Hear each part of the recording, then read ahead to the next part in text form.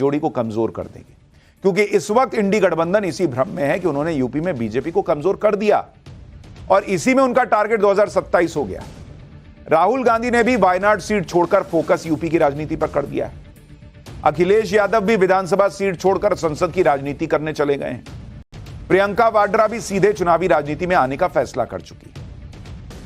अब इन तीनों का टारगेट यही होगा कि 2027 में यूपी का जो विधानसभा चुनाव है वहां पर बीजेपी के सामने बड़ा चैलेंज रखा जाए।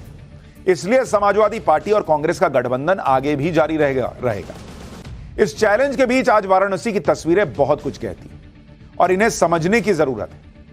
देखिए, पहली बात तो यह है कि चुनाव नतीजों के बाद पीएम मोदी ने जिस पहले राज्य का दौरा किया वो उत्तर प्रदेश है। दूसरी बात यह है कि प्रधानमंत्री नरेंद्र मोदी ने यूपी की अपनी टीम को मैसेज दे दिया कि बॉस, नंबर गेम में फंसकर निराश होने की कोई जरूरत नहीं है। चुनाव है, ऊपर नीचे लगा रहता है, अपना काम करो, जनता के सामने जाओ, बताओ कुछ गलती हुई है तो उसको ठीक करो। तीसरी बात यह है कि पीएम मोदी ने सीएम योगी को लेकर भी मैसेज दे दिया कि यूपी में कुछ इधर उधर होने वाला नहीं है। चौथी बात यह है कि प्रधानमंत्री नरेंद्र मोदी चुनाव नतीजों से आगे बढ़कर यूपी में बीजेपी की आगे की प्लानिंग करने का मैसेज दे रहे हैं। और पांचवी बात यह है कि यूपी बीजेपी के लिए सबसे अहम राज्य है और आगे भी यूपी पर ही बीजेपी का सबसे ज्यादा फोकस रहेगा। इतना ही नहीं, उन्होंने उत्तर प्रदेश की जनता को यह मैसेज भी दे दिया कि नरेंद्र मोदी उन लोगों में से नहीं है कि यूपी में सीटें कम हो गई तो अब यूपी को साइड लगाओ, या कोई नी जर्क रिएक्शन दे दिया। या जैसे राहुल गांधी जो है वो अमेठी हारे तो उसके बाद अमेठी से ऐसा बिफरे, ऐसा लग रहा था कि बाप रे बाप, अमेठी ने गुनाह कर दिया उनको हराकर। तो ऐसा नहीं किया नरेंद्र मोदी ने कि यूपी ने सीटें कम दे दी। सवाल उठने लगे कि ये यूपी ने क्या कर दिया, सोशल मीडिया पे लोग यूपी के लिए लिखने लग गए, अयोध्या के लिए लिखने लग गए, तो नरेंद्र मोदी ने भी वैसा ही कर दिया। ये नरेंद्र मोदी की पॉलिटिक्स नहीं है, वो आज दिख गया। इसलिए आप देखिए कि आज किसान सम्मान निधि की किश्त जारी करने के लिए पीएम मोदी ने यूपी को चुना और अपने संसदीय क्षेत्र वाराणसी गए, जहां से वो तीसरी बार सांसद बने। आज वाराणसी में नरेंद्र मोदी ने पीएम किसान सम्मान सम्मेलन में हिस्सा लिया और इस योजना की 17वीं किश्त जारी की। नरेंद्र मोदी ने अपने तीसरे टर्म की शुरुआत भी उस फाइल पर साइन करके की थी जिसके जरिए 9 करोड़ 26 लाख किसानों को 20,000 करोड़ की आर्थिक सहायता देने की मंजूरी दी गई। प्रधानमंत्री किसान सम्मान निधि योजना की बात करें तो इस योजना के तहत देश के किसानों को हर 4 महीने में सरकार की तरफ से 2,000 रुपया सीधा उनके बैंक अकाउंट में जाता है और अब तक 16 किश्तों में 11 करोड़ किसान परिवारों को 3,04,000 करोड़ रुपए की रकम उनके अकाउंट में दी जा चुकी है। यूपी के ही करीब 1 करोड़ 86 लाख किसान प्रधानमंत्री किसान सम्मान निधि के लाभार्थी हैं। पीएम मोदी ने खुद बताया कि इस योजना के तहत वाराणसी के किसानों के खाते में 700 करोड़ रुपए जमा हुए हैं। यानी इधर किसानों के खाते में सीधे रकम पहुंच रही है, वो खटाखट वाली नहीं, वो जो हर 4 महीने पे जाती है। उधर कांग्रेस ने अपने खाते से मोदी विरोध का नया तीर निकाल लिया। कांग्रेस की तरफ से कहा गया कि किसानों को आर्थिक सहायता देकर सरकार कोई एहसान नहीं कर रही। जयराम रमेश ने कहा कि नॉन बायोलॉजिकल प्रधानमंत्री किसानों को कुछ प्रसाद नहीं दे रहे हैं, ये उनका वैध अधिकार है और हक है। अब सोचिए, ये बातें वो कांग्रेस पार्टी कह रही है जो चुनाव से पहले वोटरों से गारंटी कार्ड भरवाकर यह भरोसा दे रही थी कि उनके खाते में 8,500 रुपए आ जाएंगे। तब तो ऐसा लग रहा था जैसे कितना बड़ा एहसान करने वाले हैं, चुनाव जीतकर ये कर देंगे। लेकिन जब चुनाव निपट गया और कांग्रेस के वोट देने वाले वोटर गारंटी कार्ड को लेकर कांग्रेस दफ्तर पहुंचे तो उन्हें पता चला कि गारंटी कार्ड तो सिर्फ वोट लेने का एक जरिया भर था। भाई, सरकार आई नहीं, किस बात का पैसा देंगे। तो चुनाव खत्म होने के अगले ही दिन कई राज्यों में कांग्रेस दफ्तर के बाहर महिलाओं की लाइनें लग गई। भाई, वो ये सोचे कि नाम से फॉर्म भरवाए तो पैसा देंगे, आए या ना आए। उनको लगा कि राहुल गांधी ने हर साल 1 लाख रुपए देने का वादा किया है तो पूरा करेंगे। लेकिन जब इन महिलाओं को पता चला कि इन्हें कुछ नहीं मिल रहा तो महिला वोटरों की नाराजगी सामने आई। वोटरों ने आरोप लगाने शुरू किए कि उन्हें पैसे मिलने का भरोसा दिया गया था, अब वो ठगा हुआ महसूस कर रहे हैं। किसान कल्याण के अलावा महिला कल्याण भी नरेंद्र मोदी की प्राथमिकताओं में। वो कई बार ये कह चुके हैं कि महिला वोटर का समर्थन उनके लिए बड़ी ताकत है।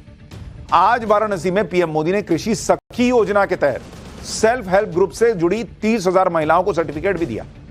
कृषि सखी योजना के तहत किसानों की सहायता के लिए ग्रामीण इलाके की जो महिलाएं हैं उनको बाकायदा ट्रेनिंग दी जा रही है ताकि वो सालाना 60 से 80,000 रुपए अतिरिक्त कमा सके। कृषि सखी योजना को ही लखपति दीदी योजना से जोड़ा गया है। पहले 2 करोड़ महिलाओं को लखपति दीदी बनाने का टारगेट था, जिसे अब बढ़ाकर 3 करोड़ कर दिया गया है। इसमें 1 करोड़ का टारगेट ऑलरेडी पूरा हो चुका है। वाराणसी में प्रधानमंत्री ने यह भी बताया कि उनके तीसरे कार्यकाल का फोकस भी किसान, नौजवान, महिलाएं और गरीबी रहने वाले हैं। यानी पीएम मोदी ने बता दिया कि ऐसा नहीं है कि गठबंधन की सरकार में उनके गोल बदल गए। उनके लक्ष्य बदल गए हैं, उनकी प्राथमिकताएं बदल गई। ऐसा कुछ नहीं हुआ। एक बार प्रधानमंत्री को सुनिए, फिर बताता हूं कि वाराणसी में नरेंद्र मोदी की जीत को लेकर जो कहा जा रहा है उसका सच क्या है। मैंने किसान, नौजवान, नारी शक्ति और गरीब, इन्हें विकसित भारत का मजबूत स्तंभ माना है।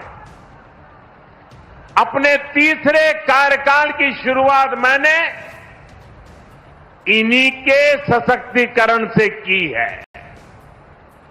सरकार बनते ही सबसे पहला फैसला किसान और गरीब परिवारों से जुड़ा फैसला लिया गया है।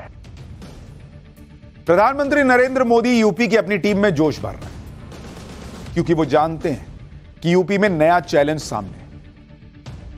लेकिन अभी विधानसभा चुनाव में 3 साल का टाइम है। ऐसा नहीं कि इस चैलेंज से निपटा नहीं जा सकता। अच्छा, चैलेंज है क्यों, जरा इसको भी आप समझिए कि उत्तर प्रदेश में अभी की स्थिति क्या बन गई है। जरा आपको इसको आंकड़ों से समझाता हूं। जैसे अगर आप देखेंगे 2024 में क्या हुआ, 2024 में बीजेपी प्लस को, ये आपको यूपी का बता रहा हूं, उत्तर प्रदेश का, बीजेपी प्लस को कितनी सीट आई? 36 सीट आई। और अगर आप इसको सपा प्लस कांग्रेस को देखिएगा, प्लस को, तो उनको आई 43 सीट, 43 सीट। लेकिन ये ऐसा चैलेंज नहीं है जिससे 3 साल के टाइम में निपटा ना जा सके। क्यों भाई, ये क्यों कह रहा हूं, आपको ये भी समझना पड़ेगा। जैसे अगर आप देखेंगे कि अगर आप इसको विधानसभा के लिहाज से देखेंगे तो ऐसा लगता है कि भाई अब इसको अगर आप 36 सीट को कन्वर्ट कीजिएगा विधानसभा में, तो बीजेपी जो है वो 100-150 के आसपास, मुझे लगता है 150 से 175 के आसपास सीट दिखेगी। और कांग्रेस को अगर आप देखिएगा तो ये 200 प्लस सीटों के आसपास बैठेगा अगर आप विधानसभा में कन्वर्ट कीजिएगा। 225 प्लस भी हो सकता है। तो इस तरह से तो ऐसा लग रहा है कि यूपी गया हाथ से बीजेपी के। लेकिन भाई इसी तरह से अगर आप विधानसभा के नतीजे जो 2022 में आए थे उसको देखते तो ये सीटें लोकसभा की ज्यादा आनी चाहिए थी, पर वो तो आई नहीं। तो यही पॉलिटिक्स है जो पल पल बदलती है। आपको कल ही हमने बताया था कि यूपी को लेकर शुरुआती रिपोर्ट बीजेपी ने तैयार कर ली है, जिसमें मुख्य तौर पर यह बताया गया है कि भाई मोदी योगी के नाम पर उम्मीदवार अति उत्साही हो गए थे। 2 बार से ज्यादा जीते हुए सांसदों को लेकर नाराजगी थी। सांसद और संगठन के बीच तालमेल अच्छा नहीं रहा। विधायकों और सांसद कैंडिडेट के बीच टकराव रहे। टिकट बंटवारे में राज्य सरकार के सुझावों की अनदेखी हुई। संविधान बदलने की झूठ की राजनीति का असर रहा। दलित वोटों में जो बिखराव हुआ उसका फायदा नहीं मिला। मतलब ये ऐसी चीजें हैं जिसको कैसे टाइट करना है ये नरेंद्र मोदी अच्छी तरह से समझते हैं। पीएम मोदी ने आज वाराणसी पहुंचकर वाराणसी को लेकर इलेक्शन रिजल्ट के बारे में भी बात की। इसमें एक बात तो यह भी कही गई